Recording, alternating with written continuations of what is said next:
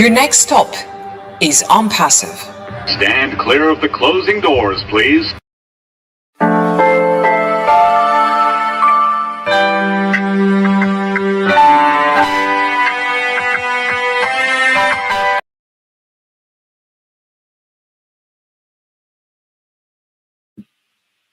Wow, that's outstanding. Thank you very much, Dr. Derek. Just in case you haven't been following up, the images that we saw from In It to Win It were from Tracker, O Media, O Net, O Connect, and O Trim. And some of the best features that I saw was O Connect with all the images from our previous webinars. That's outstanding. Thank you. We appreciate that, Dr. Derek. All right. Okay, now that we're in the right frame of mind, we're moving to the next wonderful thing that happens to us on this webinar, the mindset, which is affected by two things. The physical, which our CEO has promised, and the mental, which we provide for ourselves. And for today, the topic is Be Awesome by adopting these 12 habits for life. And it will be presented to us by the one and only Dr. T, who is an international inspirational speaker. She is a life empowerment coach. Boy, she has a lot of things. And she is a published author of 4 books. And the link is always here if you need it. And she's also editor of Discovering You magazine, as well as a TV talk show. Dr. T is here to share wonderful things with us. So get your notepad and a pencil or pen, whichever you prefer to use, and make notes as she speaks, because at the end of her presentation, you can ask for any clarification or comments based on what you've heard. So thank you once more for joining us, and without further ado, we're going to call on Dr. T to share with us those wonderful habits that she wants us to adopt. Over to you, Dr. T, and thank you once more for being with us always. Thank you so much for that lovely introduction, Queen Debbie. Good evening, everyone. Good morning, good afternoon, wherever you are in the world. Blessings to all of you. And it is indeed my pleasure to be able to present to you today. And again, my topic title again is Be Awesome by adopting these 12 habits for life. And you're probably asking yourself, Dr. T, what are these 12 habits? I'm glad you asked. I'm glad. I see you, Dr. Benny. I'm glad you asked. And all these things we're going to share, you've heard them before. So it's not about teaching you something new.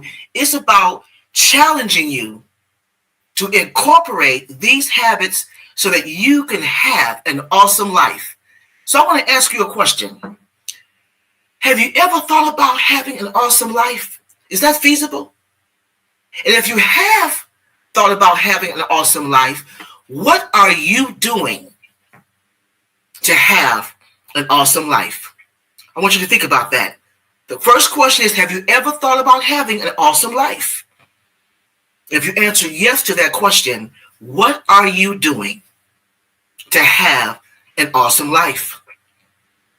And I'm going to give you one word. One word dictates everything that you're going to become and what you are right now. Your past, your present, and your future.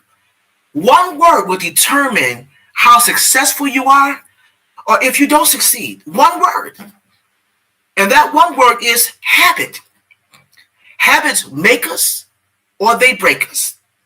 And I want to share with you tonight part 1. We're going to cover part 1 today. We're going to go over 6 habits today. And then next week, we're going to pick it up and cover the last 6.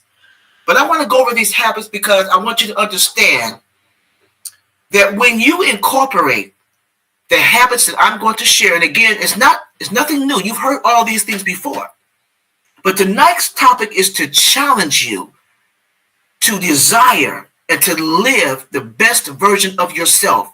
And the only way you're going to accomplish that is to incorporate the good habits and throwing away the old, the ones that are not working for you. You know, some habits, you know, it's done. Habits come by, it's a subconscious thing. By the time we get into the habit of subconscious, we do it without even thinking about it. It's just like when we get up in the morning, if you're a person who prays, you say good morning to God. Or if you're a person who smokes, when you get nervous, you automatically light up a cigarette. It's you know, it's subconscious. But the habit was created on a conscious level. In other words, when that habit became a part of your lifestyle, it was a conscious decision.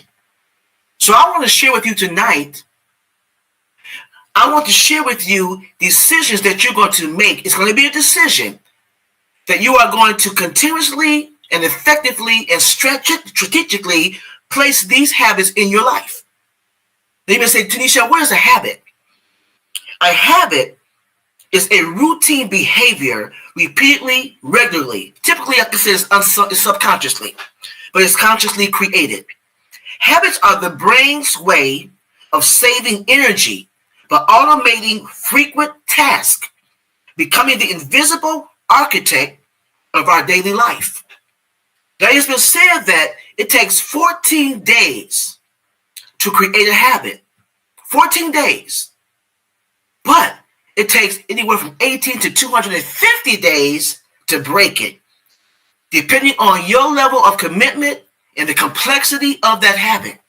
Think about that. Think about something that you do on a regular basis that you know is a habit, and you've told yourself countless times, I'm going to stop doing that. When you make your resolutions, or I'm not going to do this, I'm going to give up that. I'm going to bring this into my life. And think about how many times it doesn't happen. Because you have not made up your mind that you're going to take that particular habit out of your lifestyle. But I'm going to challenge you tonight. I'm going to challenge you to live an awesome life, because you're going to learn to adopt, and you're going to make up in your mind. I want you to make a commitment to yourself today, finally, that you're going to incorporate these habits into your life. So the first one we're going to cover right now, and like I said, I'm not teaching you anything new. I'm not teaching you anything new.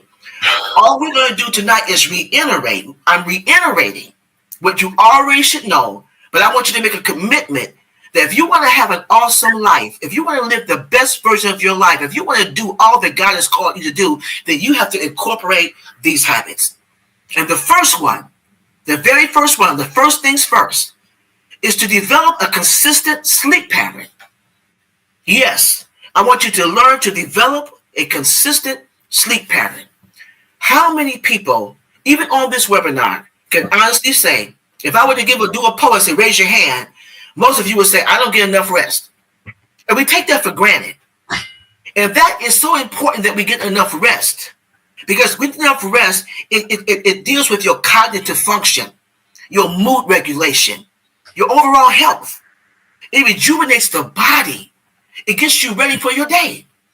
Now you may say, Dr. T, there's sometimes we have reasons why we don't get enough rest. Some of them might be medical reasons. Some of them might be dealing with sleep disorders like sleep apnea, insomnia, asthma, even night sweats. These might be reasons why you're not able to have an effective, consistent sleep pattern. But this is something that you have to work on and overcome. Even if it means, and I'm going to give you some tips on that. If you're a person that you suffer from not being able to get enough sleep, then that means that you're going to have to change some things around. Like, for example, let's look at sleep apnea. If you are a person that suffers with sleep apnea, all that means is that during your sleeping, you stop breathing. That's very serious. Very, very serious. That's a very serious condition. And many people can die because they go to sleep and they don't wake up because they stop breathing. All right? There's two things you can do. The number one is, if it's that serious, they put you on a CPAP machine. All right? It's a device that goes over your nose and over your mouth, and it sucks in air into your nostrils and your mouth that forces your body to breathe. But you're not consciously thinking about it. Because when you're sleeping, it's not a conscious thing. It's something that's an involuntary thing. And when your body is not doing that, that's when the air comes in to help you to breathe. And the other one, if you elevate your head, slightly elevate your head, when you're not sleeping when you're not sleeping flat on your back, that will help your breath, and you breathe properly that way. That's one of the ways that you can overcome or deal with sleep apnea. Insomnia. Insomnia is something that most people may have because they are stressed out. They may have a lot of things on their mind. Maybe they've drinking caffeine before they go to bed. Maybe they're in a place where they just stay up all night because they're in the habit of watching movies or whatever it may be, so their body takes a while for them to wind down. What do you need to do to establish a consistent sleep pattern? I would say make up in your mind, choose a time during the night that you know that you can be faithful and turn off all your devices, be in a dark room. If it's not completely dark, I like to leave a night light on. I don't want it completely dark in my room. I like to have a little light.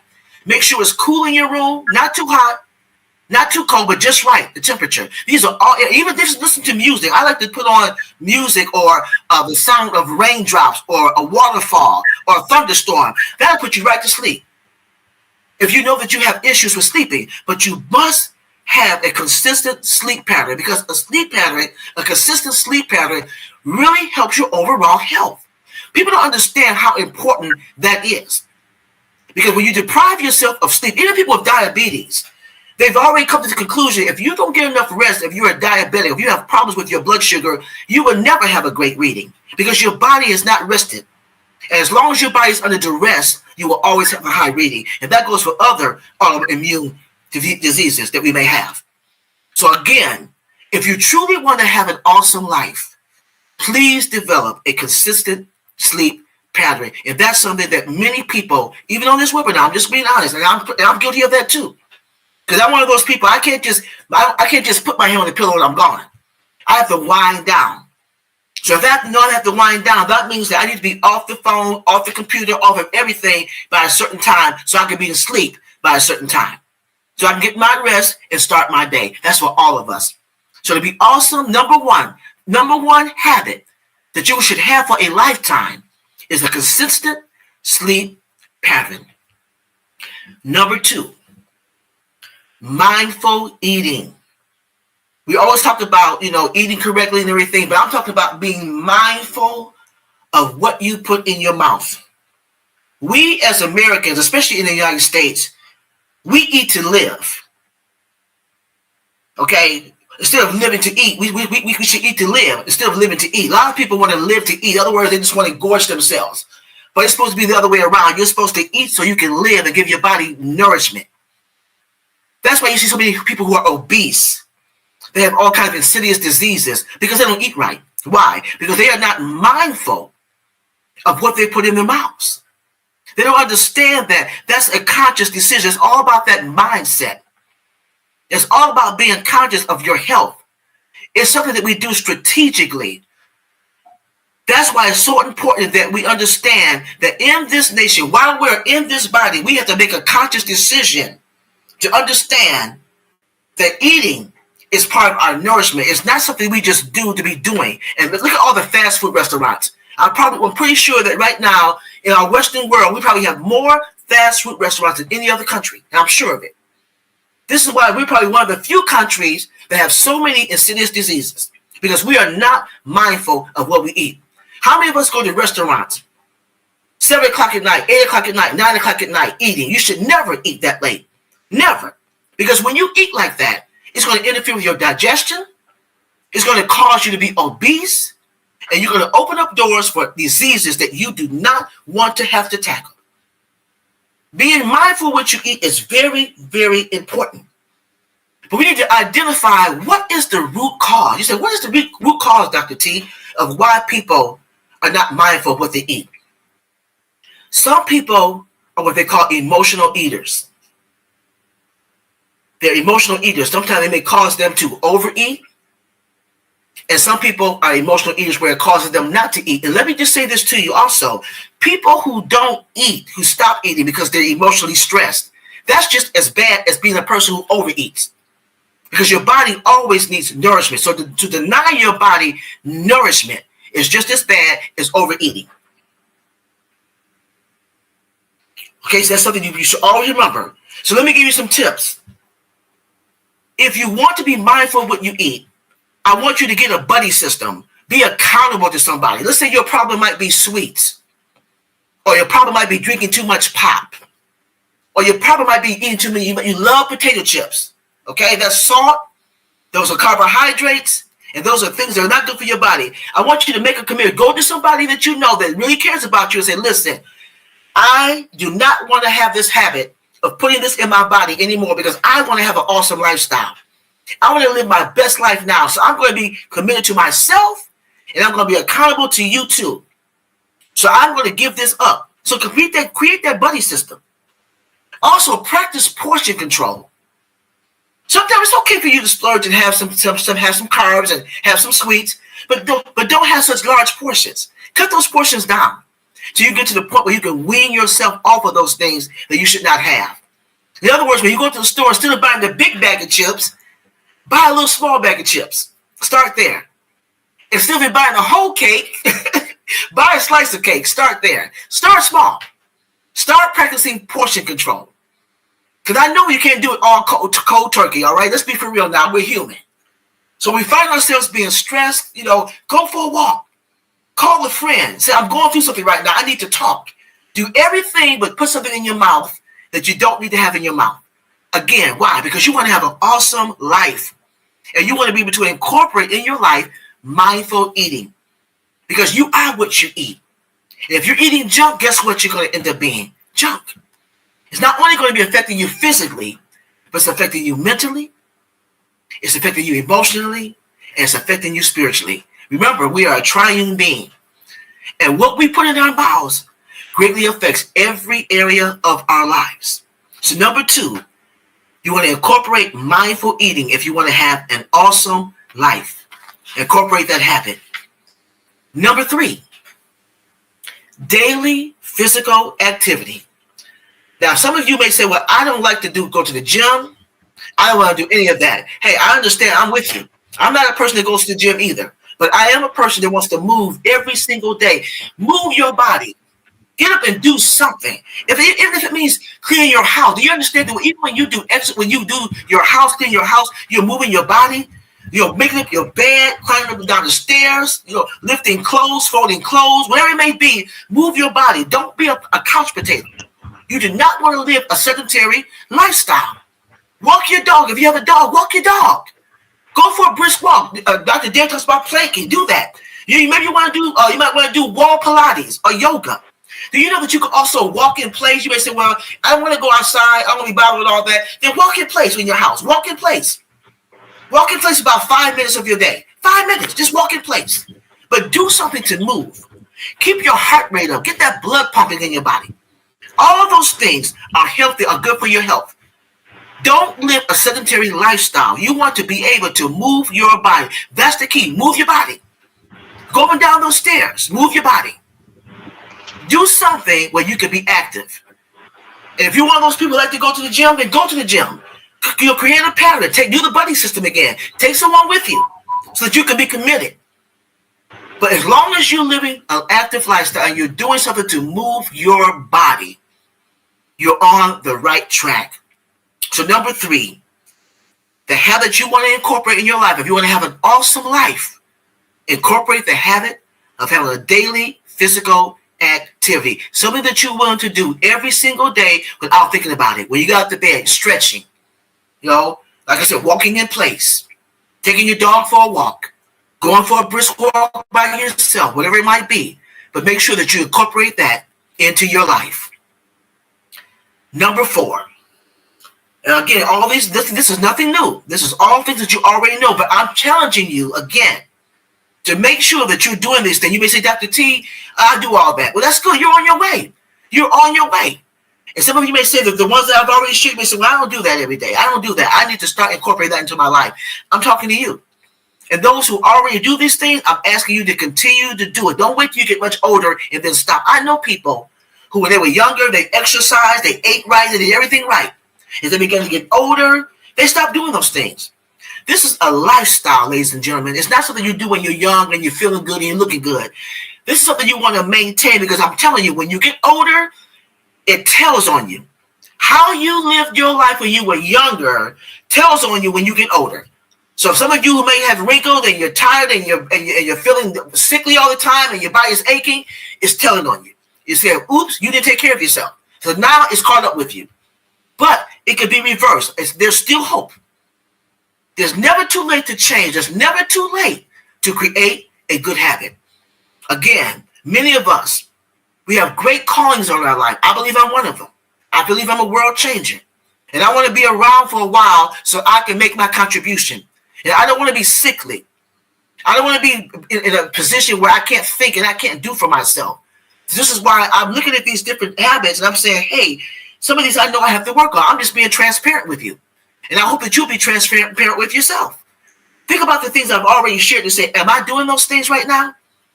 If I'm not doing those things right now, then I'm going to start incorporating those things because I want to have the awesome life that Dr. T talked about. So again, remember that. Number 4, regular hydration. Regular hydration. The role of water. Water is essential for nearly every bodily function. Here are some examples. It regulates the temperature, the body temperature. Did you all know that? It helps remove the weights. You already knew that. It helps remove weights from your body, not only through your bowels, but through perspiration. It protects the spinal cord and other sensitive tissues. And it lubricates the cushions in your joints by drinking water. These are things you should be doing. Drinking plenty of water. If you're a woman, at least 11 cups per day. If you're a man, at least 13 cups a day. All right, that's over 128 fluid ounces. Now you may say, Dr. T, I'm one of those people, I don't like the way water tastes.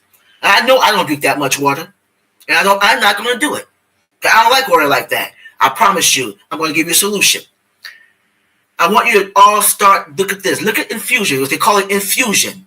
All that is taking water, the water that you say you don't like, put it in a glass or one of those large bottles, and start adding the different type of fruits that you like. Like, for example, maybe we want something a little more citrus, like your lemons and your lime. Add that to your water. It's a nice, crisp taste. Maybe you want a person that's a little more fruity. Then start adding your berries to your water. Maybe your oranges and watermelon, things like that. Let it sit overnight. Put it in the refrigerator and have yourself a nice, refreshing drink in the morning. And do that on a regular basis. Add some sugar to it or honey. All right? Do something that adds flavor to your water that's healthy for you. Not only is infusion tasty, but also you get some of the minerals and the vitamins that those particular fruits and vegetables will give you. That's a good way to start drinking water. And many people do that. Water is not the most refreshing thing you can do because I know it doesn't have a taste to it. Especially if you drink spring water, or it might just be tap water, or it might be purified water, whatever it may be. But do whatever you need to do to get those fluids in your body. I remember here recently, I had to go to the hospital because my doctor did a blood work and they told me that I was dehydrated. I didn't even know that. So I had to go to the hospital so that I could get I could get fluid in my body so that I wouldn't be dehydrated anymore. I didn't even realize that I was dehydrated. And that affects your kidneys. So all those things play a role. So do not undermine the importance of drinking your water.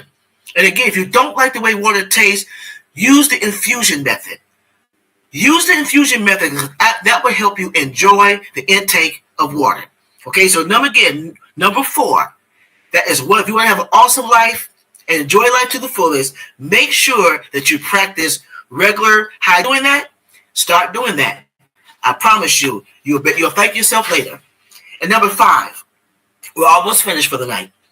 Number 5, positive thinking. You are what you think. It is so easy to think negatively because it takes no effort. Because it goes by your mood. You wake up in the morning and you wake up and you see outside it might be raining. And you may say to yourself automatically, oh, this is not going to be a good day. It's raining. Okay, that's affecting your mood. It takes more effort to say, if it's raining, what a beautiful day it's going to be. Although it's raining. It takes effort to do that. That's something you have to practice at.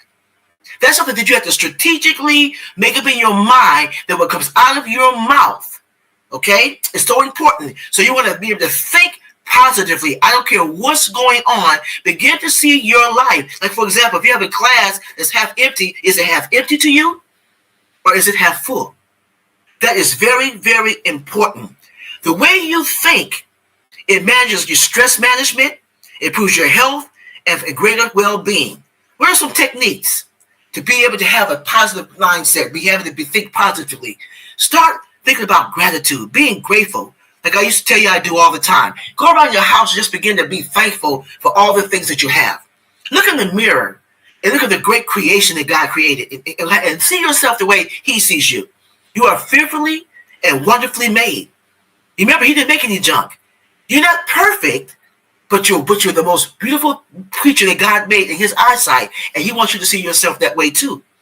All right? So when you get down on yourself and tell yourself that you can't do it and you're not enough, take a practice and turn those words around. Begin to see yourself the way he sees yourself. Begin to just make an effort to speak positively in your life. It starts up here. It starts right up here in your mind.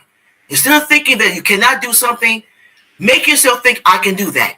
Instead of thinking that it's not going to be a good day, begin to think it's going to be a great day. Think just the opposite. But again, it's something that you have to practice. Remember, we're talking about habits. Because some of us are so much in the habit of speaking negatively and thinking negatively, they don't even realize what they're doing. Again, get a buddy system. I've told my friend Tony, I said, Tony, when you see me or when you hear me put myself down or saying something I shouldn't be saying out of my mouth or thinking a certain way, I want you to catch me. I want you to call me on it. Because sometimes we're not even aware that we're thinking that way or we're speaking that way. Be accountable to somebody. Besides being accountable to yourself, say, look, make sure I'm not talking like that. Make sure I don't think like that. Because you're your own worst enemy. If you want to have an awesome lifestyle, if you want to be happy and have joy, you've got to start thinking differently. Even if it's raining outside, it can be sunshine in your house. How? How you think. You are what you think. Again, have an attitude of gratitude. Surround yourself with positive thinking people. And remember, it didn't come overnight. It takes 14 days to create a habit. Many of you have been doing this all your lives, all of your adult lives. And it takes just that much to break a habit, 18 days or more to break it. Start practicing thinking positively. Start practicing speaking positive thoughts about who you are.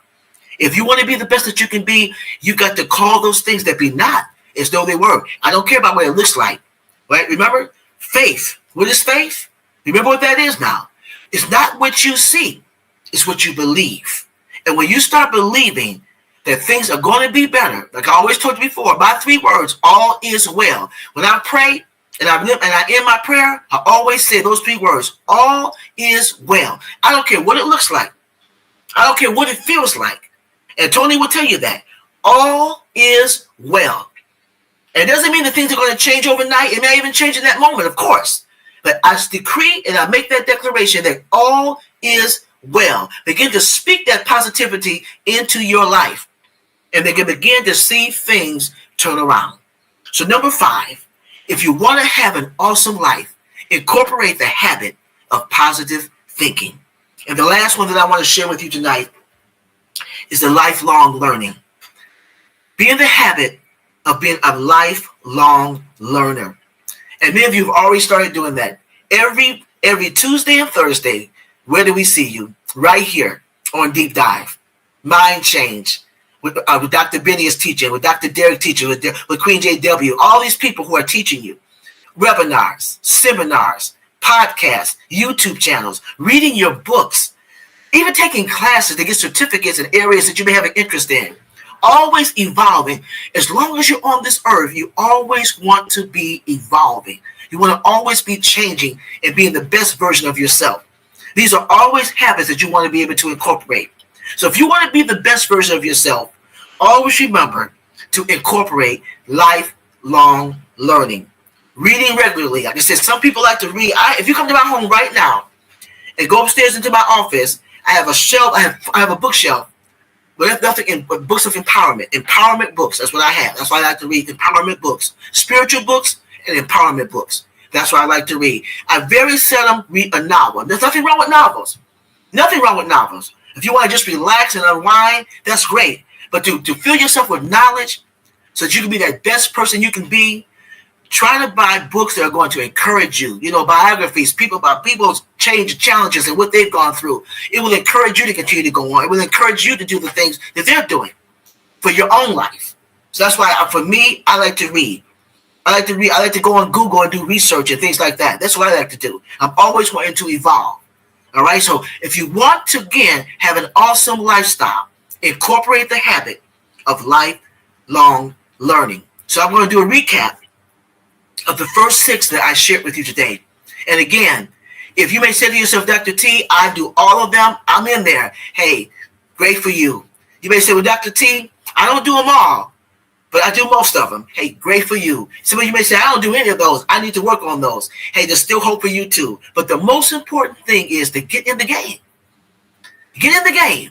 Because you want to have your best life now. You want to have an awesome life. And in order for you to do that, is that one word that's holding you up or putting you in the game. And that word is habit. And you want to incorporate these habits that I just shared with you. Number 1, consistent sleep patterns. Number 2, mindful eating. Number 3, daily physical activity. Number 4, regular hydration. Number 5, positive thinking. And the last but not least, being a lifelong learner. I believe if you start with those 6 right now, make up in your mind today that you're going to work on those areas. If you haven't already done that, you'll be on your way to experiencing an awesome life and being ready for all the things that you have been ordained and called to do. My name is Dr. T, and thank you so much for allowing me to share. Thank you. Oh, Lord, my word, my word, my word. Dr. T.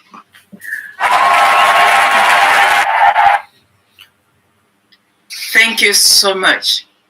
Those 6 awesome life habits, they've just, I can't even begin to imagine that all of those 6 items I'm either for or I have attempted some or not. I don't know about every other person. We're about 30 plus of us here. And those 6 awesome things that you shared are so down to home. We are either victim of one, all, or some. But I have a quick question for you for the first one. The routine behavior, I didn't quite get a number of days. You said 18 days to... It takes 18 to 250 days to break a habit. And how long does it take for you to form a habit? At least 14 days. Oh, so okay. So 14 days to form a habit. 14 days, and takes twice as long to break it.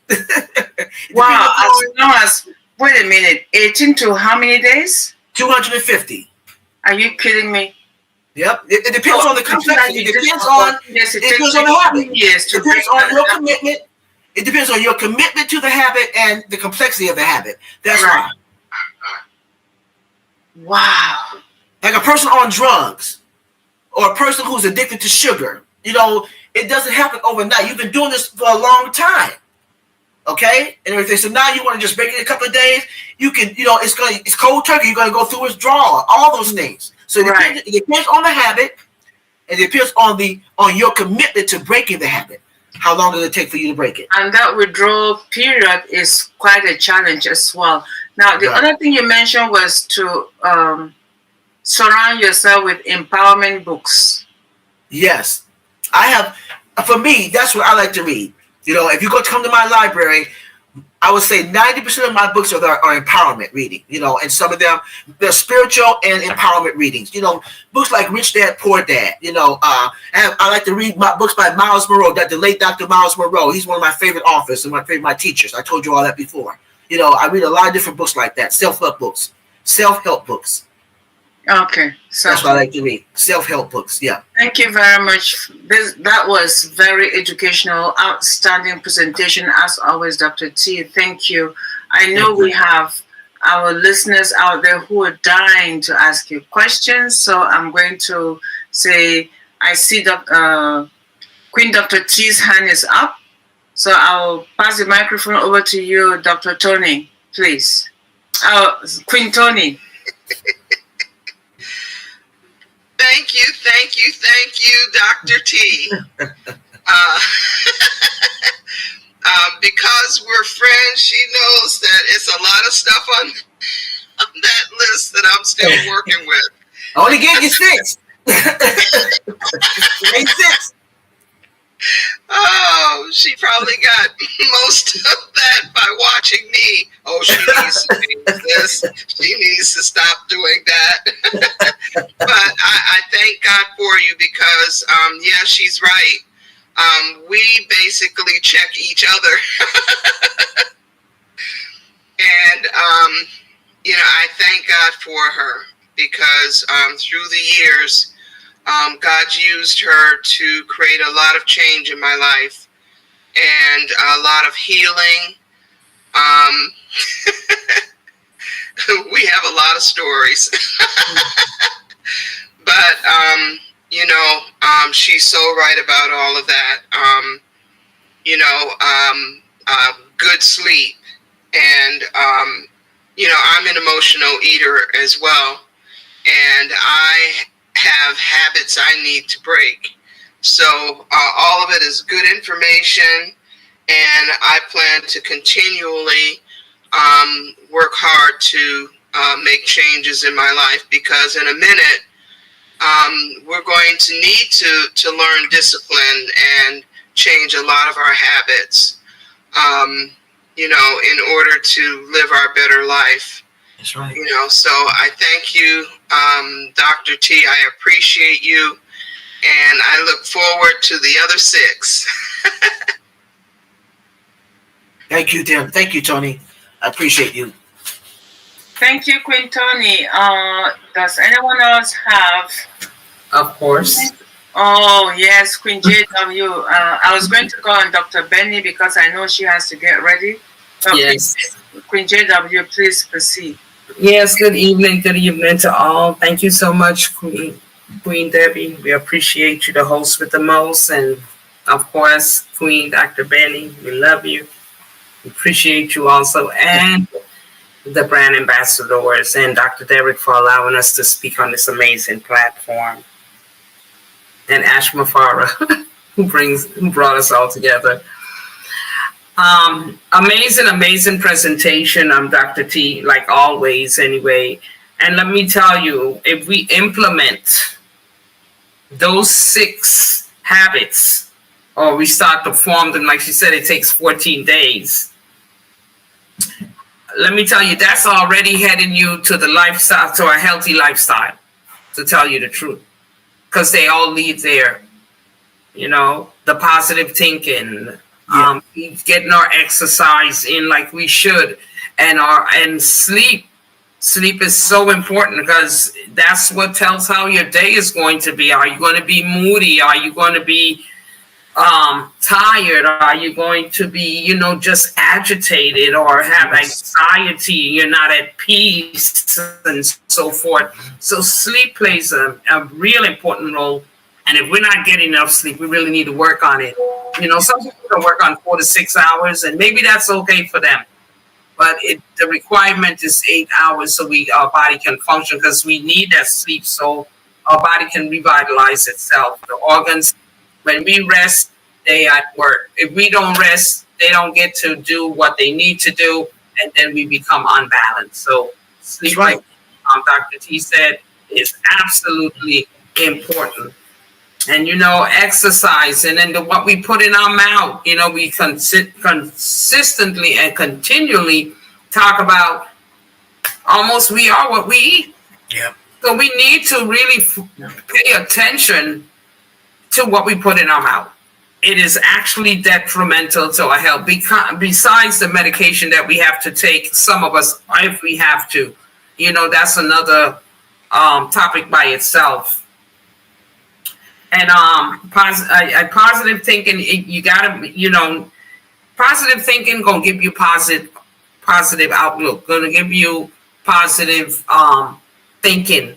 You're going to operate better. You're going to make better decisions. But once you let negativity come in there, and sometimes we do because we're human beings, of course, but we got to know immediately how to turn it around. We got to recognize it and take it out one time. It's going to come. We're not perfect. But we got to know, like I said, recognize it, get it out of there. And of course, it's just going to help us to live a healthier, better, the longevity. We're going to look better. We're going to feel better. And we're going to move and do the things that will take us to be successful beings. So thank you, Dr. T, for always bringing the things that we need. Because it might sound simple, but these simple things will lead us to longevity and a healthy and nourishing lifestyle. So thank you. Appreciate you all the time. Thank you so much, Queen JW. Thank you so much. I appreciate you too. Thank you. Okay, Thank Dr. Debbie. Yes, my darling Queen Sister Nadu, please proceed. Actually, I was going to call Dr. Benny first, so she can be preparing to present, so she can do her thing. Dr. Benny, please, and then Queen Nadu. Did you see her flash? That means she was getting ready. I'm sorry? All right. Go ahead, Sister Benny. It's all right. Okay. Thank you, Queen Debbie McCormick. Thank you so much for giving me this opportunity. Everything that Dr. T is talking about, let me just stop first. Okay.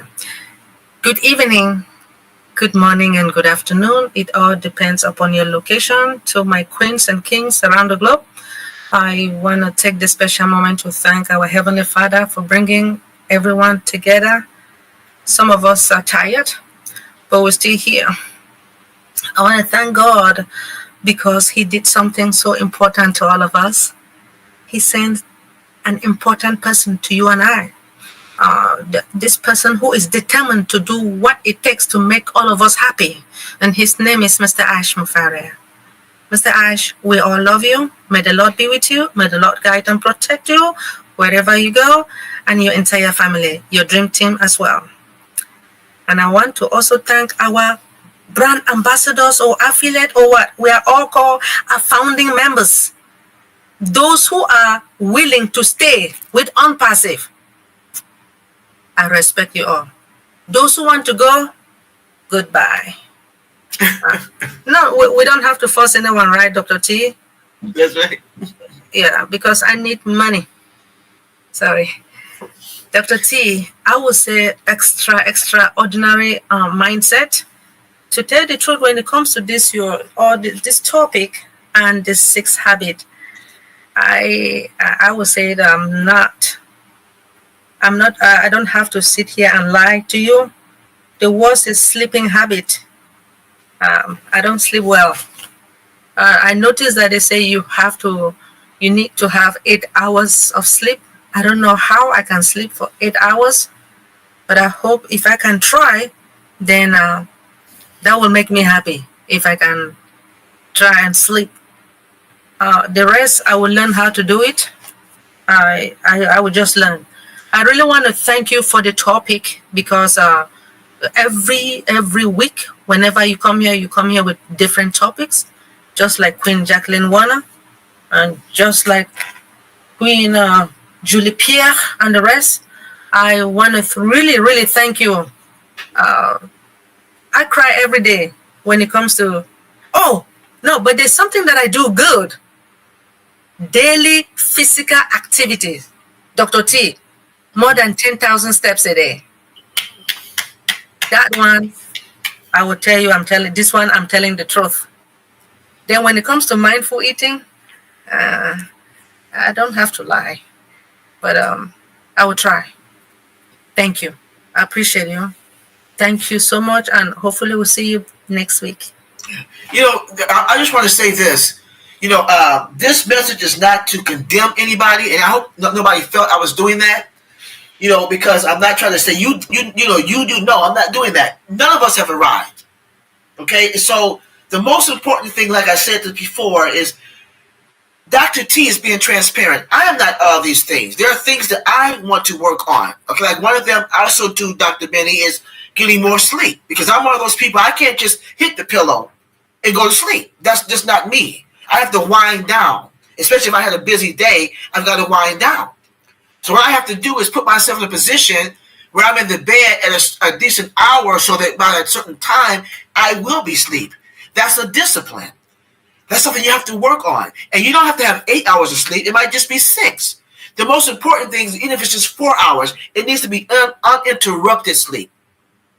Okay, that's what the body is saying. It's uninterrupted, and so it might be putting on some soft music. It might be a waterfall, it might be a thunderstorm. Have you ever wondered how you get your best sleep when it's raining?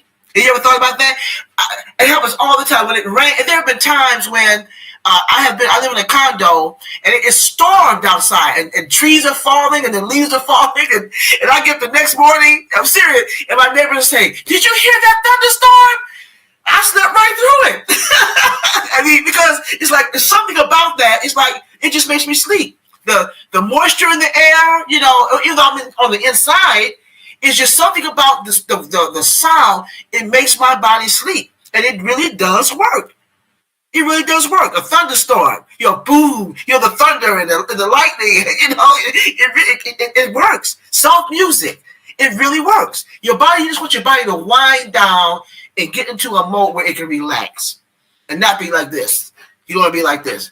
And if you can get past the point where you can just relax, even if it's just 6 hours of sleep or 4 interrupted, that might be all your body needs. But whatever you need to do to adjust, do that.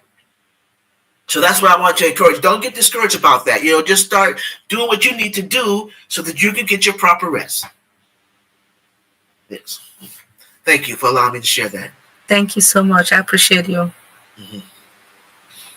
Thank you, Dr. Benny. I know you had to do your thing, so I didn't want to miss that. Queen Nadu. Hey, my sister Queen, Dr. Debbie. We are here. Thank you, Dr. T. Well, before that, I want to make sure that Smile is in the next 6 one that you got to tell us. Yeah. I want to know if picky eater is same like mindful eater. A picky eater? Okay. Because sometimes it take you to eating disorder. So as long as you're picky eating, as long as you're eating nourishing food, if your picky eatingness is eating nourishing food, that's okay. But if you're like a little child and don't want to eat your vegetables, don't want to eat your fruit, that's the issue. But as long as you, it's okay to be picky, but as long as you're picking the right foods that are going to give your body nourishment, like Queen JW always talks about now, as long as you're eating food that's going to give your body nourishment, it's okay to be picky. It's okay to be picky.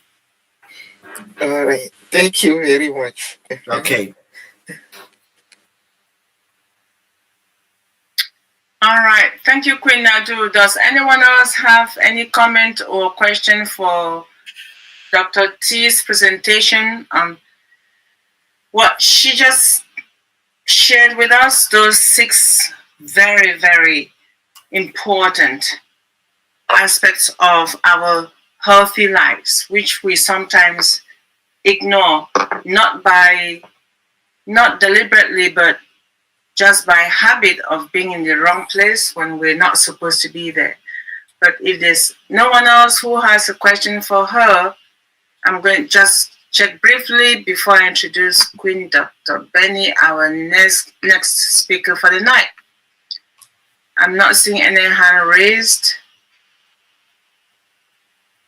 which means everyone is pleased with Dr. T's presentation, and that would take me to us knowing that we have something called safety, cybersecurity.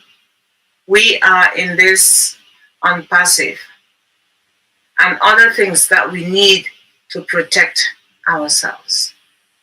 And we have a specialist in the house. We are honored and blessed to have her. Her name is Queen Sister Dr. Benny Intinglet. She's giving us these free teachings on cybersecurity to help us be ready So we're not ignorant about what's happening out there in the cyber world. Whether you have a knowledge in cybersecurity or not, or how information technology functions, her teaching is down to earth and helps us. Dr. Benny has a PhD in information technology, specializing in cybersecurity, and is she also has a certification in 9 areas of information technology. There's none other than her to train us on cybersecurity because she knows it all and has practiced it for a very long time. So please get your notebooks, listen to her presentation, and make notes and ask questions at the end of her presentation. Dr. Benny, we appreciate you. Welcome, and thank you for always sharing with us, regardless of, I remember it's been about a year plus now since you started this, your relentless dedication to share in this and other forums that you're called upon to. Thank you very much. We appreciate you. Thank you, and the microphone is yours, sis.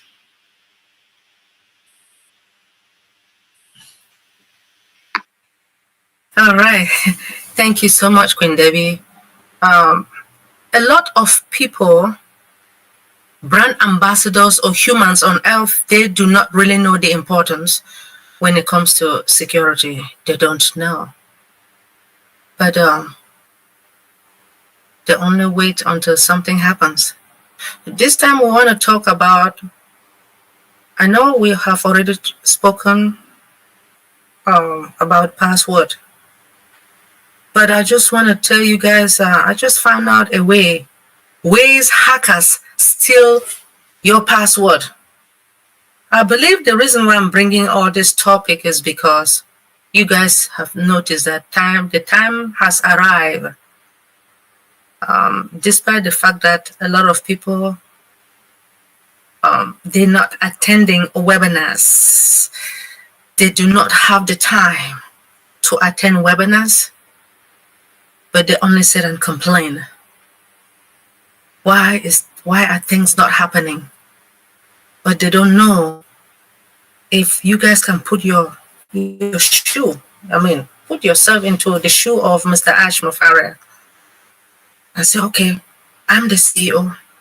I'm going to locate money to pay the workers. And you guys know that we have like, I don't know, maybe 1,000 workers. Correct me if I'm wrong, Mr. Ash Mufare. Maybe we have more. Now, where do you guys think that where does he get that money to pay his co-workers? Anyway, today we're talking about, I just want to talk about ways hackers steal your password. I will soon bring the PowerPoint presentation, but I just want to say something. A password is a set of secret characters or words that is used to confirm a user identity and secure a digital system. A password can also be called a passcode in some devices. Password help to ensure that only authorized users, the authorized user is you, right? You are the authorized user that can access your own computer or your laptop or your phone. So one way or another, passwords are always in the news. They are either being stolen in the data breach or mocked for being too simple. You know, sometimes when we ask you guys for a password, for you to type your password, or to create a password, some people will just create something very easy. And those hackers are doing everything they will know, let me say from your family. They will try to find out, okay, like the names of your children or mommy, daddy. they'll, they'll write all those names, because some family members, they use the names of their children. I believe some of you guys know what I'm talking about. We have to be very vigilant when we are creating passwords. I'm going to just let you know that I have seen like 7 different ways that the hackers are doing everything to steal your password. You give me a minute so I can upload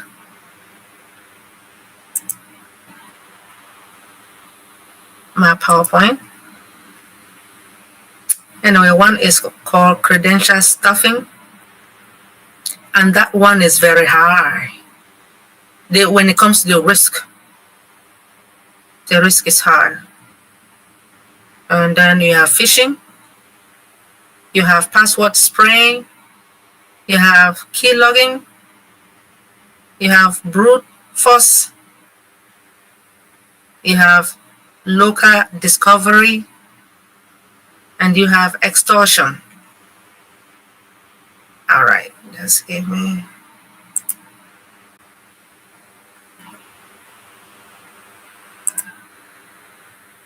You guys can see the table of content, right?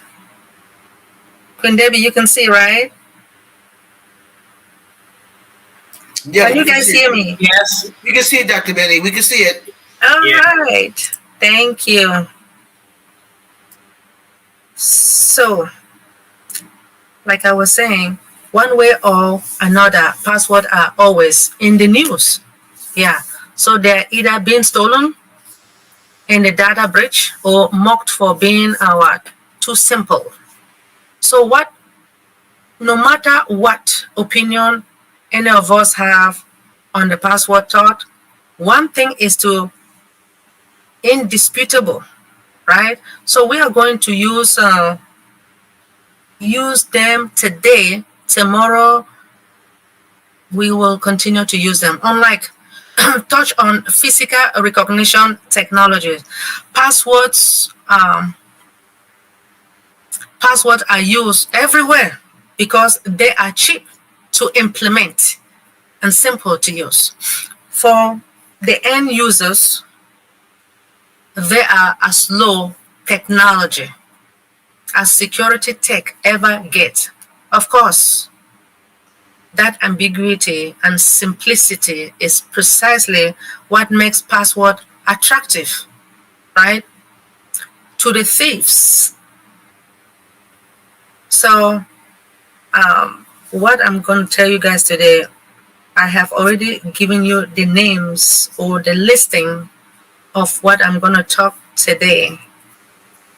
So one is credential stuffing. When it comes to the risk, it is estimated that 10 of millions of accounts are tested daily. By who? Hackers. Hackers are the one testing it using credential stuffing. So what is it? Credential stuffing, also known as a list of cleaning and breach replay, right? It is a means of testing the database or the list of stolen credentials, like your password, the username, against multiple accounts, so you can see if they match. So how does it work? How does it really work? Now, site with poor security, we keep talking about security, right? There's always a security breach. They are breached on regular basis, and thieves actively target dumping user credential from such sites so that they can sell them on a dark net, or they will undergo some forums, right? As many users will use the same password.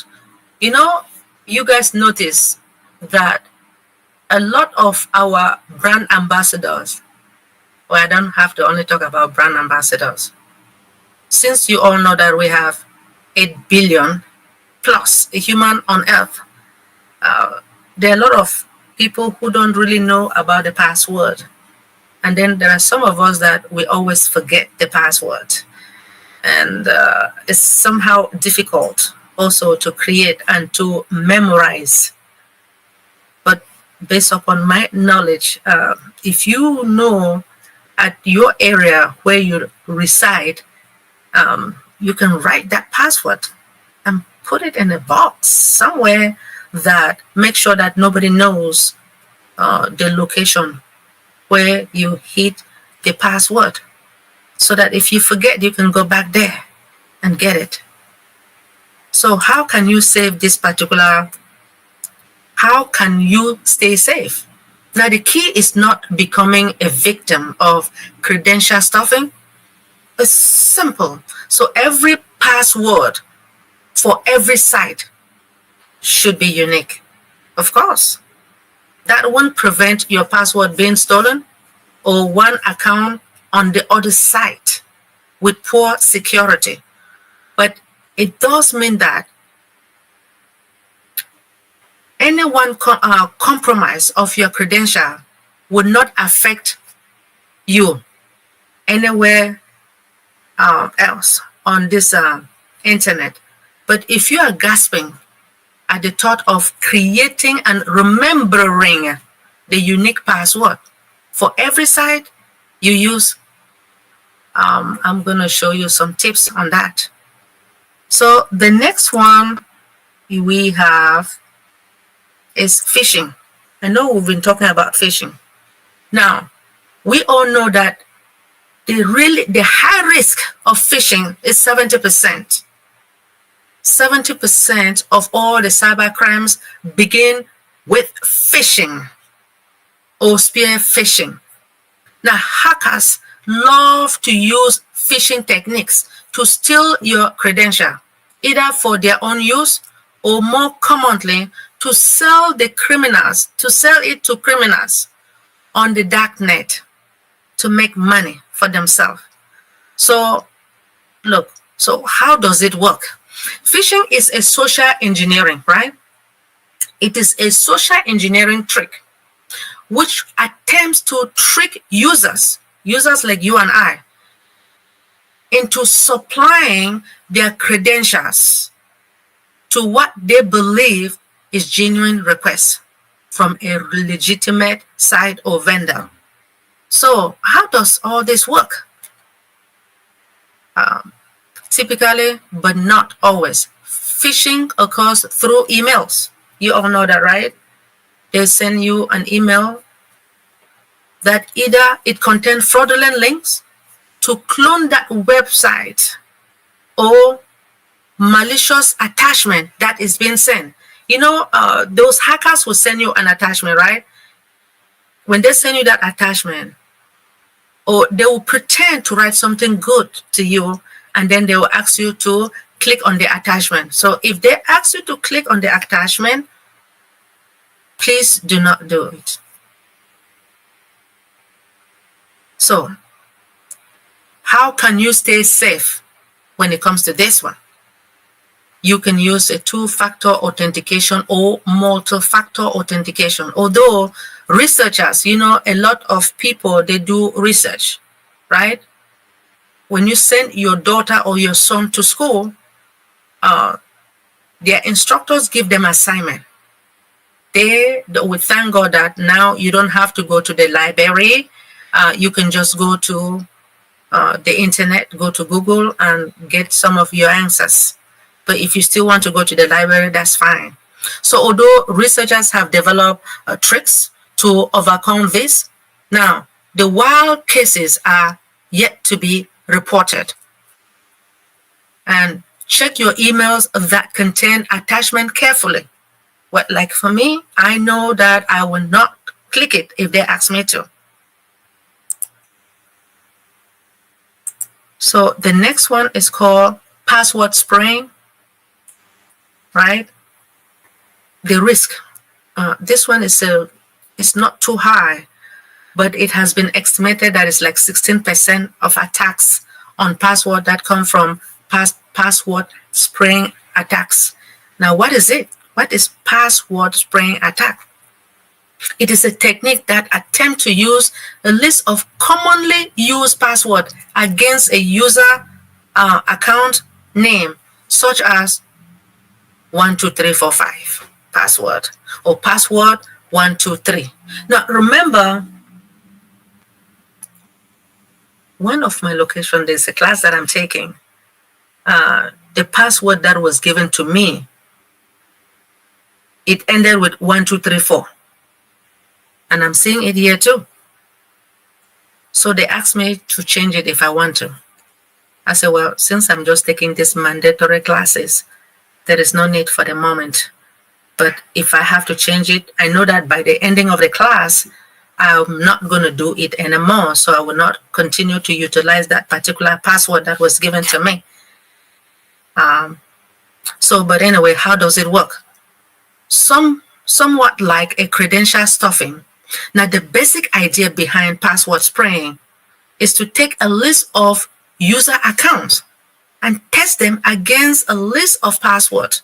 Now, the difference is that with the credential stuffing, the password are all they're all well-known password for a particular user. So password spraying is more blunt. Now, the cyber criminals has their own list of users' name, but no idea of the actual password. They have the list of the username, but they don't have idea. I don't want to take too much of your time, but how can you stay safe? You have to ensure that the password is not in the list of the top 100 most commonly used password. So the next, we don't have that much. The next we have key logging. You know, on your laptop, you can type, right? It is called key logging. Key loggers record the strokes when you type one stroke, right, on the keyboard. So the width is what, 1024, and the height is 512. So the risk when it comes to this key logging is medium, it's not too high.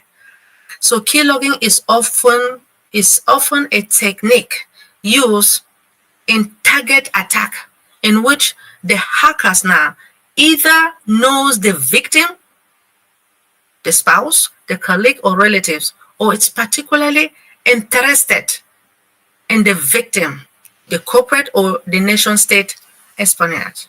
So what is it? Key loggers record the strokes.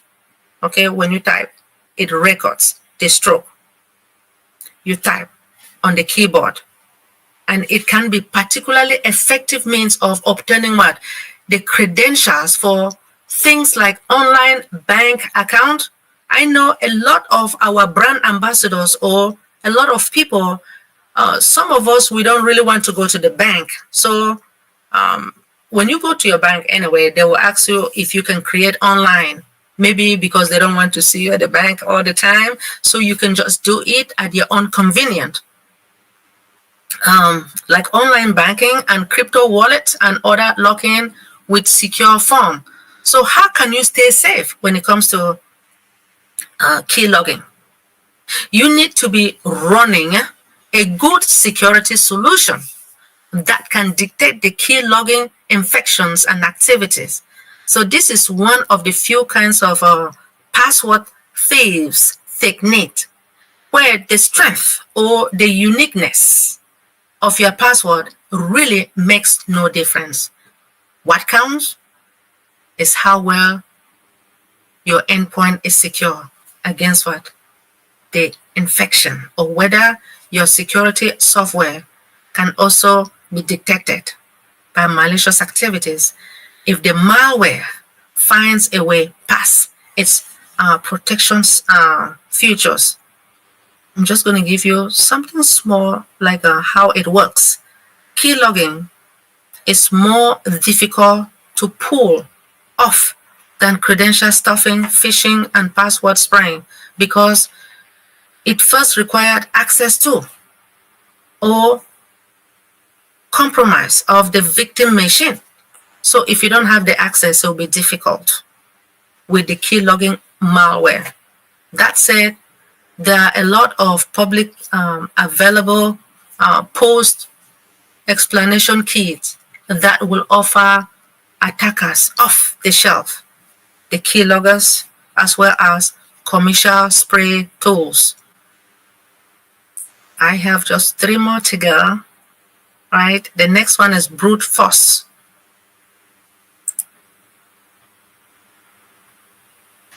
Well, this one, the risk is low, surprisingly, not as prevalent as people tend to think.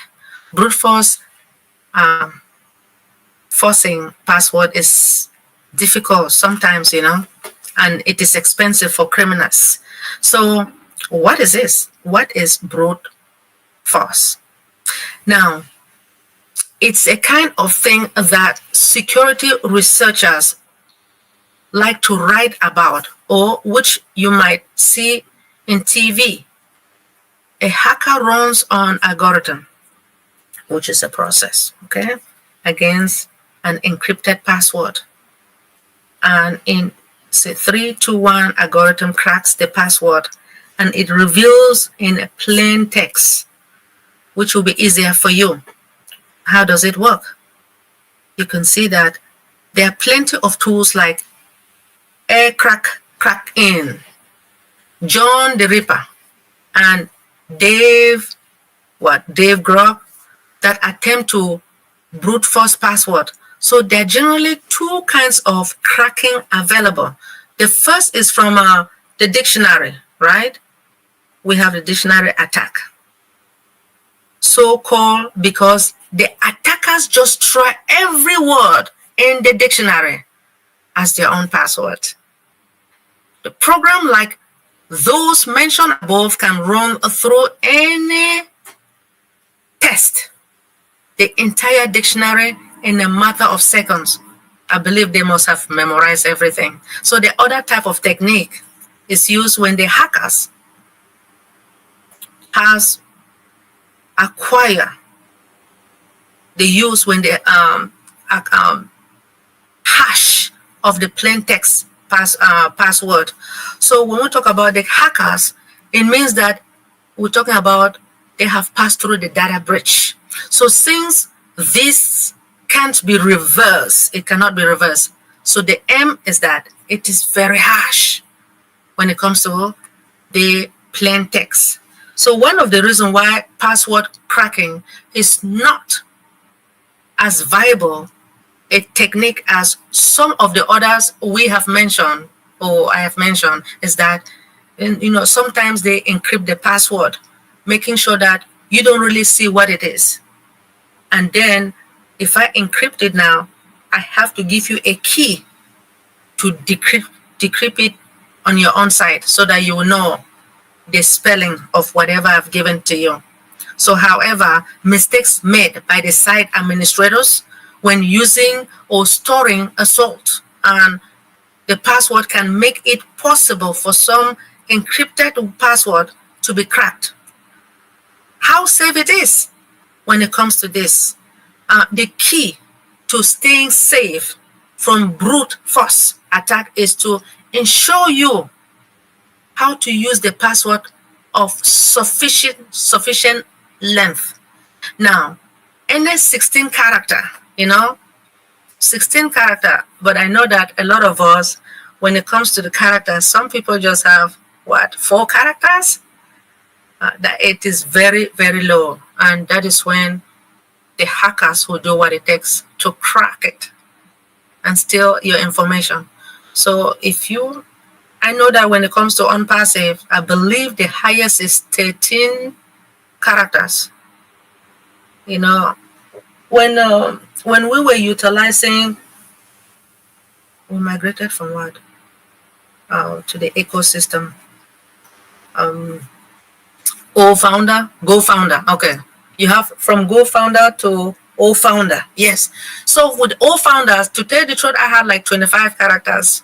So I was thinking that, mine was very strong. But I thought that by us migrating to the ecosystem, I can use that 25 characters. But no, I think hopefully the highest is either 15 or 14 characters. But here it is telling us that any 16 characters or over should be sufficient given to the current technology, right? But I don't know if any of you guys can memorize that 16 characters. So we do have local discovery. And when it comes to this one, when it comes to the risk level, it is low. So mostly a technique that will only be used in a target attack, either by a known acquaintance, relatives or colleagues, or law enforcement. So what is a local discovery?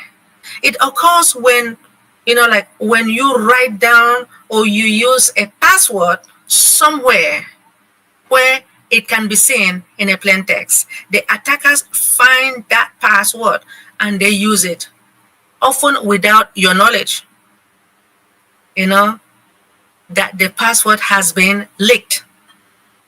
How does this particular one work? We are all learning, right? You have seen those movies where the cops go through the bad guys, trash for clues as to what he has been up to. Yep, dumpsters. You know that you can go to the dumpster and get information, right? Dumpsters. Diving it. It is a way of gaining password through local discovery. Do you have a post or not on the monitor? Or, some of us have diary, right? On your desk. I think I have something here on my desk as well. There are some convert message or means of local discovery through, including sniffy, like you know about the Bluetooth, right? Communication, or finding a plain text password in a log or URL, which is uniform. URL is uniform resource location. When you guys see the www, you see the HTTP here. This is called the URL. All right. So how can you stay safe when it comes to this particular local discovery? How can you stay safe? So there is no need to be paranoid, but to do exercise for proper amount of caution. While the risk is low in general, now if you make yourself a low-hanging fruit by leaving easily discoverable records of your password lying around, which is not good, don't be surprised if someone takes advantage of it. When you write your password mistakenly and just put it on your desk, and you leave, and let me say if you are at work, you mistakenly write your password, then somebody, a lot of people are nosy, right? Your co-workers, they will stop by not knowing that you're there, or maybe they think that you're there, right? Meanwhile, maybe you went to the restroom and they will steal your password, cause damages on your computer. So what can we do? We just have to be very careful when it comes to this. Why the risk is low, generally, as I said, if you make yourself low-hanging fruit by leaving easily discoverable records of your password laying around, don't be surprised that somebody will take it. And the last one, we have extortion. What is it? So somebody demands you give them your credential, right? You give them your credentials. When you give them your credentials, if you don't, something happens. Now the deal is you give up your password, or they will do something that you will not be happy with. That is extortion. So how does it work? Straightforward blackmail technique. That depends on the nature of the relationship between the attacker and the target. So you are the target, right? So someone may demand your password if they have the means to harm or embarrass you if you don't comply. such as revealing sensitive information, the image or videos about you, or threatening you physically, safety of yourself, or even your loved ones. Rat malware that lets hackers now to spy on you through a web or video cam. It can expose you to this kind of extortion. So how can you stay safe when it comes to this particular extortion? Now, as ransomware victims, they are finding it out on an almost daily basis where there is no rule book for how to deal with an extortion demand. Now, it's a threat off between the value of what they want versus the value of the harm they could do. Be aware that in some jurisdictions and in certain circumstances, giving in to an extortion demand could make you liable to prosecution under law. So when it comes to, do password matters, right?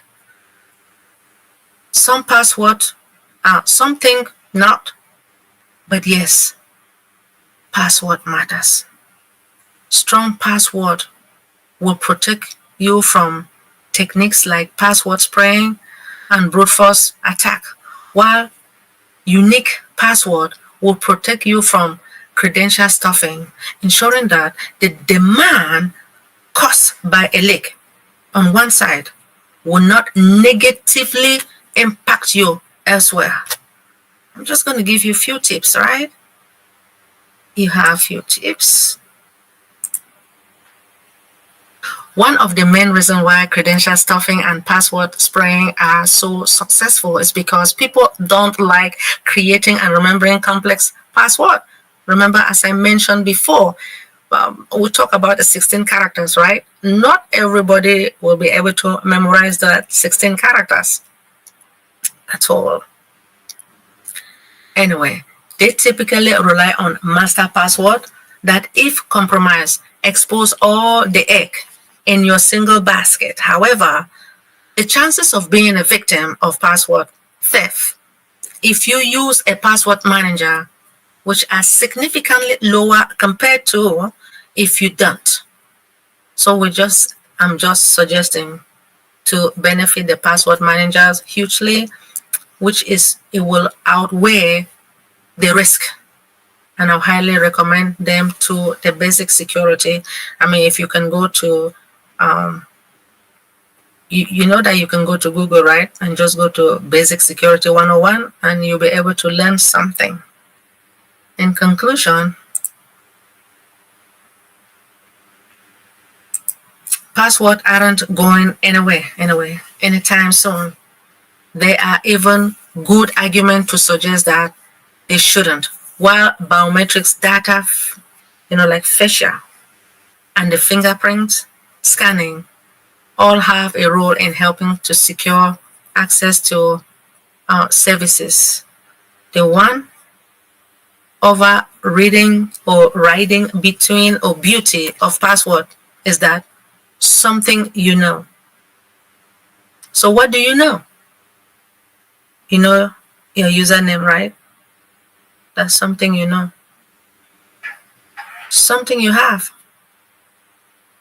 What do you have? Your PIN. The PIN can be 56203. That's your PIN. You know that, right? That's something that you have. So the letter can be taken away from you, in some cases legally, but the former cannot. The former cannot. So long as you ensure that it is sufficiently complex, the unique and secret, combined with the two-factor authentication and multi-factor authentication, and your chances of suffering data loss through password hacking are both extremely low if you remember your password, right? As we all know, it is very important for each and everyone.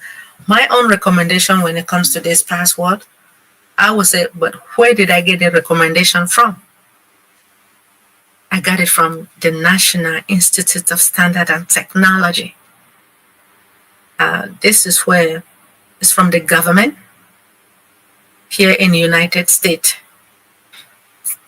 This particular government, what they do is they create documents making sure that financial institution, the state, federal, health, they will utilize these documents. You have process, you have procedures, you have other things that has to be written, legal documents. And some of us create those documents when it comes to the National Institute of Standard and Technology. Everybody have to abide by it based upon the government. So, like I said, I got it from them. Every 90 days, you recreate another password. By you creating another password, make sure you don't, let's give an example. Your password, you create, I'm just going to give an example here. Look at combine, right? So instead of combine, you can put bind. Bind, you spell it BINE 1 2, and then you can put this com, and then you insert a special character. I would like you to insert the special character in the middle if you want to, and another special character at the end. So it's going to be difficult, seriously, if you can create that 16 characters or 13, and you insert the special character like $, ampersand, and then you put 1 2 or 3 4, and you insert all those in the middle. It's going to be very difficult for those hackers. That's my own thinking, for them to crack into to steal your information. So I want to thank Dr. Derek for giving me this opportunity. I will try to look for more topics, especially when it comes to this password, because it's about time for you guys to protect yourself. Thank you so much, Queen Debbie, for giving me this opportunity. I want to thank you all for listening. Password is where we are at the moment. Thank you. Thank you, Mr. Ash Mufara, for this amazing.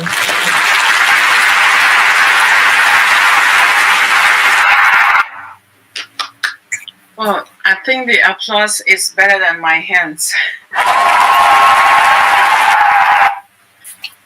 Dr. Benny, thank you so much. Wow, this password thing you just talked about today is something we use during the authentication and a lot of things in our early unpassive days. But in our regular daily lives, we do use them. So we should not take it for granted, because I was a victim of it 2 weeks ago. So we shouldn't take that for granted. And the person was telling me crazy things, and I found out yesterday that it was not the original person that I thought it was, and said, "Mama, I haven't talked to you in a while. That was not me asking you to send 200K to a certain person." So we should not take it for granted. Unpassive is not here yet, but hackers are still chasing us, depending on our account activities. That's just my observation. And you've heard from the expert, Dr. Benny. Thank you, sis. Thank you for always doing the research to educate our fellow brand ambassadors. Dr.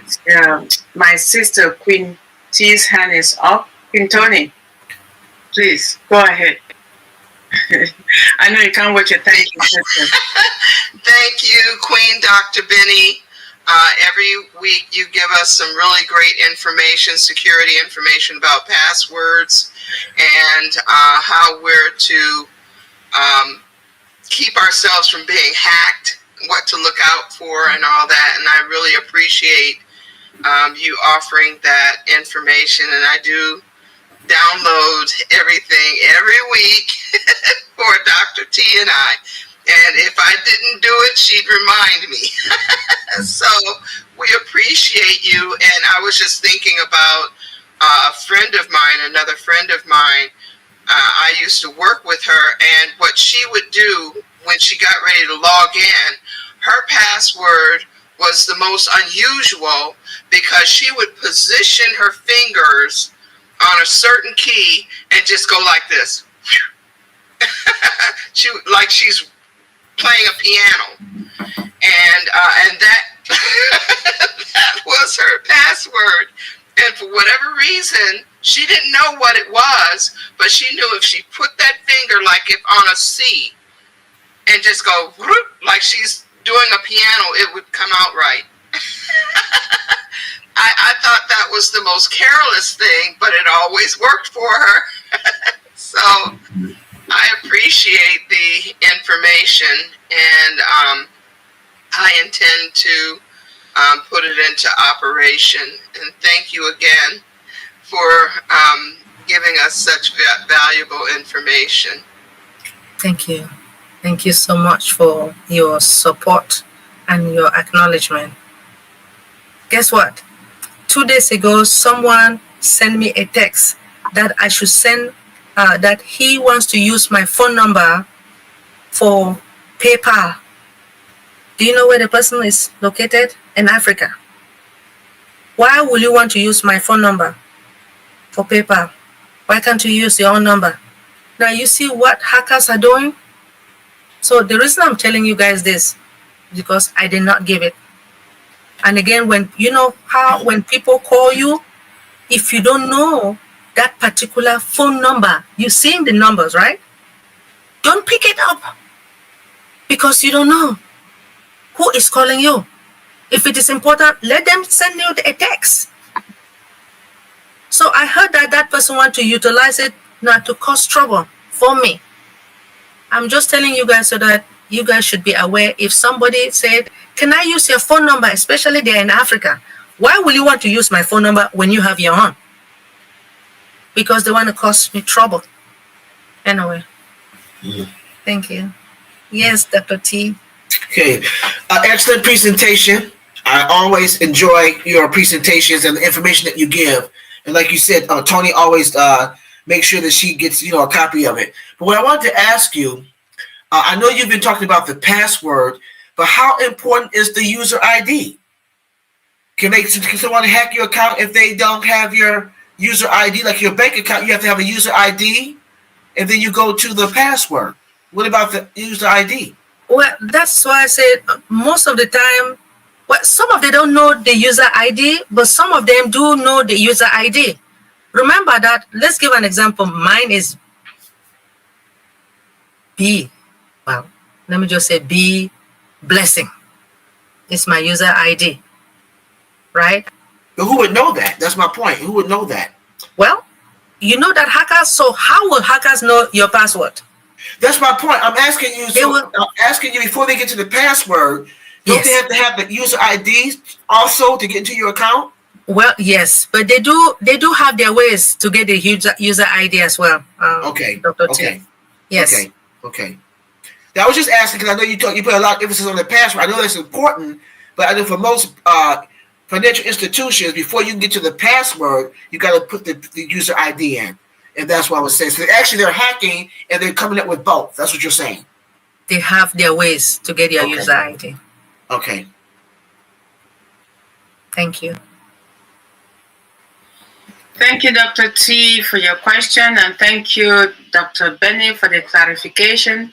Is there anyone else with a virtual hand up or raised or otherwise? Please, you can unmute yourself and interrupt if I'm unable to see your hand up.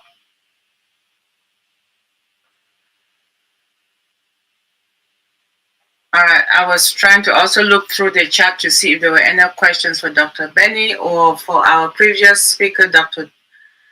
T, but there seemed to be nothing. So I will say at this stage, I'll call on Dr. Benny to say her final words, and then we can close the YouTube viewers and then move to the next segment of today's webinar. Over to you, Dr. Benny, your final thoughts, please.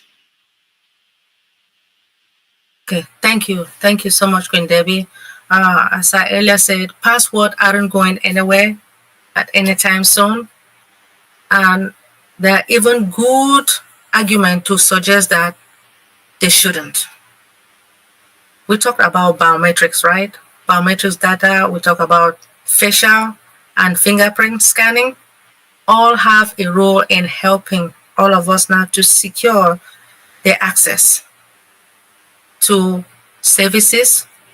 And the one overriding the beauty of a password is that it's something you know,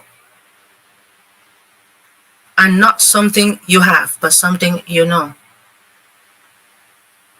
What do you know? You know your username, right? You also know your password. Mm-hmm. Thank you so much. Again, I will also say it is very important for all of us that every 90 days you should change your password. And when you are writing or changing your password or recreating your password, you should have at least, let me just say, 13 characters.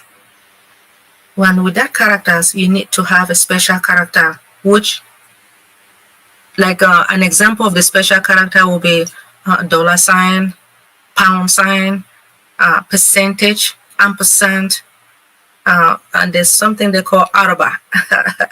You need to insert those. It is very important. Based upon my knowledge, I would like you to insert those special characters in between. Let's say B, then you can put $, then you put 1, and you put N, and you put ampersand, just like that. This will be difficult for those hackers. That's my own thinking. I hope the hackers are not listening to me. But thank you so much, Queen Debbie. Arabas and all the others. Thank you, Dr. Benny. And thank you to all our wonderful viewers for being with us today. We appreciate you. We have this deep dive every Tuesday, same time, every Thursday. We have the sister platforms as well, Empowering Julie Pierre on Wednesdays. And we have Singapore Old Passion on Thursday mornings, and back here, same time in the evenings. And on Sunday, we have Dream Team, which is made up of Dream Team and the Niger forums. So we appreciate our wonderful viewers on YouTube who will be watching in the future or are currently watching. We thank you and we look forward to having you again. Bye for now.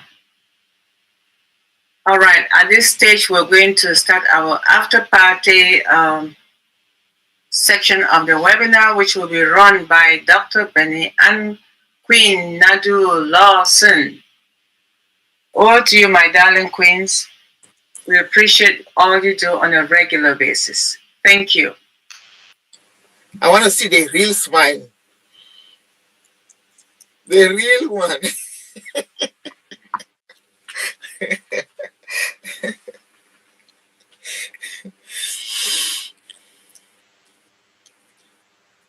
Queen Dr. Nadu, Yes. proceed, my dear. Why are you calling out our part of the smile?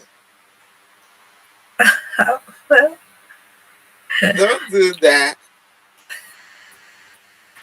All right.